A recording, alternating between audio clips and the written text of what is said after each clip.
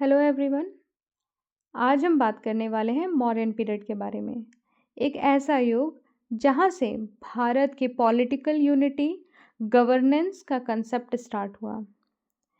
ये वो समय था जब चंद्रगुप्त मौर्य चाणक्य के गाइडेंस में एक मजबूत और संगठित एम्पायर बनाते हैं। तो चलिए स्टेप बाय स्टेप समझते हैं पीरियड के इम्पोर्टेंस एस्पेक्ट को। सबसे पहले हम देखेंगे ओरिजिन ऑफ मौर्यंस के बारे में। तो मौर्यन एम्पायर की शुरुआत होती है 322 BCE से, जब चंद्रगुप्त मौर्य ने मगध के नंदा वंश को हराया था और वहाँ पर अपना राज्य स्थापित कर लिया था। मगध ऑलरेडी एक पावरफुल रीजन था। यहाँ का इकोनॉमी काफ़ी स्ट्रांग था और यहाँ से भारत के एकीकरण की कहानी शुरू होती है। चंद्रगुप्त को एक ब्रिलियंट पॉलिटिकल थिंकर चाणक्य या इनको कौटिल्य भी कहा जाता है, इनका सहारा मिला, जिन्होंने अर्थशास्त्र लिखा। अर्थशास्त्र बेसिकली एक बुक है जो लिखा है चाणक्य ने, जिसमें गवर्नेंस, इकोनॉमी और पॉलिटिक्स के डिटेल्ड रूल दिए गए हैं, है ना। अच्छा, जो ग्रीक एम्बेसडर थे मैगस्थनीज, उन्होंने भी चंद्रगुप्त के कोर्ट के बारे में उनकी एक किताब थी इंडिका, उसमें लिखा है। मतलब जो ग्रीक एम्बेसडर थे मैगस्थनीज, इन्होंने इनकी किताब इंडिका में चंद्रगुप्त का डिस्क्रिप्शन दिया है, जिससे हमें मॉडर्न पीरियड और सोसाइटी के बारे में और उनके एडमिनिस्ट्रेशन के बारे में काफ़ी कुछ पता चलता है। अब हम देखेंगे अचीवमेंट ऑफ चंद्रगुप्त मौर्य के बारे में। वैसे तो चंद्रगुप्त के अचीवमेंट काफ़ी ग्रैंड थे। सबसे पहले उन्होंने धनानंद को हराया और मगध पर कब्जा कर लिया। फिर उन्होंने अलेक्जेंडर के जो जनरल थे ना, सेलुकस निकेटर, उनको डिफीट किया और ट्रीटी के ज़रिए काबुल, कांधार, हिरात और बलूचिस्तान जैसे रीजन में अपना एम्पायर, ये सारे रीजन को अपने एम्पायर में शामिल कर लिया था। अच्छा, इस विक्ट्री का सबसे बड़ा ये जो विक्ट्री हुई थी, इसके बदले जो सेलुकस थे उन्होंने 500 एलिफेंट्स दिए थे, जो चंद्रगुप्त की सेना को और भी पावरफुल बना दिए।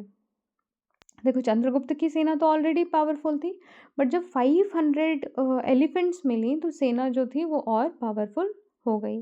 तो ये काफ़ी बड़ा अचीवमेंट है। चंद्रगुप्त ने अपने रूल के दौरान एक स्ट्रॉन्ग सेंट्रलाइज्ड एडमिनिस्ट्रेशन बनाया और जहाँ से डिपार्टमेंट जहाँ हर जो सेंट्रलाइज्ड एडमिनिस्ट्रेशन जहाँ पे बनाया था, वहाँ पर अलग अलग डिपार्टमेंट के ऑफिसर्स थे, जैसे टैक्स कलेक्शन, एग्रीकल्चर और मिलिट्री मैनेजमेंट। अपनी लाइफ के लास्ट फेज में चंद्रगुप्त ने जैन धर्म अपनाया और कर्नाटका में तपस्या करने के लिए चले गए और अपने जीवन को वहीं पर समर्पित कर दिया। मतलब एंडिंग जो थी उनकी कर्नाटका में तपस्या करते करते वहीं पर वो समाप्त हो गए। अब हम देखेंगे एडमिनिस्ट्रेशन एंड पावर वर्क्स। तो मौर्यन एडमिनिस्ट्रेशन बहुत ही ऑर्गेनाइज था। जैसे राजा जो था वो सबसे ऊपर हुआ करता था, लेकिन उसके साथ मंत्री परिषद होते थे। मंत्री परिषद मतलब कि आपके जो काउंसिल ऑफ मिनिस्टर हैं वो होते थे। एम्पायर को कई प्रोविंस में डिवाइड कर दिया गया था, अलग अलग प्रांत में बांट दिया गया था, जहाँ हर प्रोविंस का गवर्नर या प्रिंस राजकुमार था। विलेज लेवल पर भी लोकल ऑफिसर्स होते थे जो लोगों की प्रॉब्लम सॉल्व करते थे। पब्लिक ऑफिसर्स पर भी जो मौर्यन रूलर ने पब्लिक वर्क्स पर भी मौर्यन रूलर्स ने खास ध्यान दिया था। जो भी पब्लिक वर्क्स थे, जैसे कि सड़क बनाना, नहर बनाना, स्टोर हाउस बनाना, ग्रीनरीज बनाना, है ना, ताकि समाज और इकोनॉमी दोनों स्ट्रांग बनी रहे। तो इन सब में भी उन्होंने काफ़ी ध्यान दिया था। इसके बाद हम देखेंगे अशोका के इंस्क्रिप्शन के बारे में। अशोका की जो इंस्क्रिप्शन है वो सबसे मशहूर है, पूरे मौर्यन रूलर में सबसे मशहूर है। सम्राट अशोक जो हैं, उनके रूल के बारे में हम सबसे ज़्यादा जानकारी मिलती है। लाइक जो सम्राट अशोक है, जितने भी अशोका पीरियड मतलब जितने भी इंस्क्रिप्शन है सब अशोका के बारे में बताते हैं, इसीलिए सम्राट अशोक के बारे में हमें ज़्यादा जानकारी मिलती है। कैसे मिलती है? जैसे रॉक एडिक्ट्स हैं, पिलर एडिक्ट्स हैं, इनके थ्रू हमें सारी चीज़ें मिलती हैं। ये इंस्क्रिप्शन प्राकृतिक, ग्रीक, अरमैरिक और खरोस्ती जैसे लैंग्वेज में लिखे गए हैं। इनमें अशोका ने अपनी पॉलिटिक्स, बिलीफ और गवर्नेंस के प्रिंसिपल लिखे हैं। ये एडिक्ट्स हमें बताते हैं कि अशोका अपनी प्रजा के मॉरल और स्पिरिचुअल वेलफेयर के लिए कितने कंसर्न थे।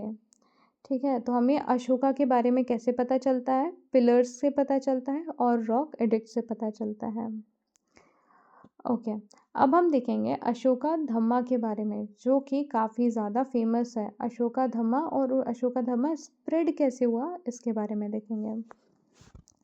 तो जो वॉर था कलिंगा, है ना, कलिंगा वॉर के बाद अशोका जो था उनका जीवन में काफ़ी ज़्यादा परिवर्तन आया।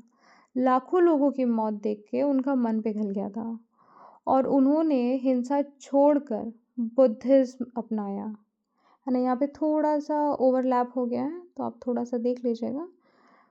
उन्होंने बुद्धिज्म अपनाया। उसके बाद उन्होंने अशोका ने एक एथिकल कोड ऑफ कंडक्ट बनाया, जिसे उन्होंने बेसिकली धम्मा कहा।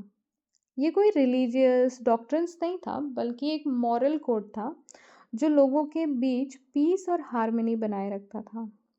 ठीक है, तो उनके धम्मा में कुछ मेन प्रिंसिपल थे, जैसे कि अपने एल्डर्स और पेरेंट्स की रिस्पेक्ट करना, दया और प्रेम के साथ सब मतलब रहना सभी के साथ, सत्य और ईमानदारी को चूज़ करना, अपने सभी धर्मों की रिस्पेक्ट करना और अहिंसा और सबका कल्याण करना, है ना, मार पिटाई नहीं करना, सच बोलना, यही टॉलरेंस ऑफ अदर रिलीजियस। देखो इसमें दिया kindness to servant and animals, tolerance of other religious, truthfulness and purity, non violence and compassion, यही सारी चीज़ें दी हैं और यही सब जो धम्मा है उनके अंदर उनके प्रिंसिपल्स हैं।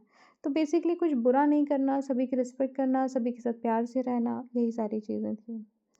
अशोका ने धम्मा महामंत्र नाम के ऑफिशियल्स अपॉइंट किए थे, ये जो वैल्यूज़ थे, है ना, ये जो प्रिंसिपल्स थे उनको हर लोगों तक पहुंचाते थे, देश के हर कोने तक। देश में तो पहुंचाया, साथ में विदेशों में भी पहुंचाया, जैसे श्रीलंका, म्यांमार, इजिप्ट और ग्रीस, यहाँ तक इनके जो प्रिंसिपल हैं ये पहुँचे थे। उनका बेटा महेंद्र और उनकी बेटी संघमित्रा ने श्रीलंका में बुद्धिज्म की स्थापना की थी। ओके, अब हम देखेंगे फिलैंथ्रोपिक वर्क के बारे में। तो देखो, अशोका ने सिर्फ धर्म के लिए नहीं बल्कि लोगों के कल्याण के लिए भी काफ़ी काम किया है। जैसे कि उन्होंने हॉस्पिटल बनाए, रेस्ट हाउसेस बनवाए, वेल्स बनवाए, है ना, सड़कों के किनारे पेड़ लगवाए, एनिमल्स के लिए हॉस्पिटल्स बनवाए, ऐसी बहुत सारी चीज़ें उन्होंने की। तो उनका जो मकसद था वो ऐसा था कि एक ऐसी सोसाइटी बनाना जहाँ सबका भला हो, चाहे वो आदमी हो या फिर वो जानवर हो। अब हम देखेंगे एस्टिमेट ऑफ अशोका। अशोका को हम भारत का सबसे महान शासक कह सकते हैं। उन्होंने दुनिया को ये दिखाया है कि एक एम्पायर सिर्फ तलवार से नहीं बल्कि प्रेम और दया से भी जीता जा सकता है। मतलब सिर्फ तलवार चलाने से नहीं, दया और प्रेम से भी जीता जा सकता है दुनिया को। उन्होंने राजनीति को नैतिकता और मानवता से जोड़ा। क्लियर? उन्होंने जो राजनीति है उसको किससे जोड़ा? नैतिकता से और मानवता से जोड़ा। उनका रूल प्रॉस्पेरिटी और पीस का युग था, लेकिन उनका अहिंसा पॉलिसी एम्पायर की मिलिट्री स्ट्रेंथ को कमज़ोर कर गया। फिर भी उनकी लेगेसी पीस, टॉलरेंस और मॉरल गवर्नेंस को हमेशा याद रखता है। एंड अब हम देखेंगे causes of downfall of Mauryans. ये अब हम देखेंगे। अशोका के बाद एम्पायर धीरे धीरे काफ़ी कमज़ोर पड़ने लगा था, राइट। जब अशोका की डेथ हो गई 232 में, उसके बाद यहाँ पे भी थोड़ा ओवरलैप हो गया। उसके बाद जो इनका जो एम्पायर था वो धीरे धीरे कमज़ोर होने लगा। इसके कई रीज़न थे, जैसे अशोका के बाद सारे वीक सक्सेसर आए। एम्पायर इतना बड़ा हो गया था कि कंट्रोल करना उसको मुश्किल हो गया था। एडमिनिस्ट्रेटिव जो था उसमें, एडमिनिस्ट्रेटिव में करप्शन जो था, है ना, करप्शन भी बढ़ गया था। पब्लिक वर्क्स और मिलिट्री पर ज़्यादा खर्च होने से इकोनॉमी जो थी वो कमज़ोर हो गई थी। नॉन वायलेंस पॉलिसी ने आर्मी को कम एक्टिव बना दिया था। और रीजनल रिवोल्ट और फॉरेन इन्वेजर्स ने एम्पायर को तोड़ दिया था। ये रीजनल रिवोल्ट एंड जो इन्वेशन थे फॉरेनर्स के, ये भी काफ़ी इम्पैक्ट किए हैं डाउनफॉल में मौर्यंस के। अंत में पीयूष मित्र संगा ने लास्ट मौर्यन एम्पायर या लास्ट मौर्यन रूलर बृहद्रथा को हराकर सुंगा डायनेस्टी की शुरुआत करी। जो लास्ट रूलर थे वो बृहद्रथा थे, है ना। अब हम देखते हैं कंक्लूजन। तो देखो, मौर्यन एम्पायर भारत के इतिहास का गोल्डन चैप्टर था। चंद्रगुप्त ने उसकी नींव रखी, बिंदुसार ने उसे मजबूत बनाया और अशोका ने उसे महान बनाया।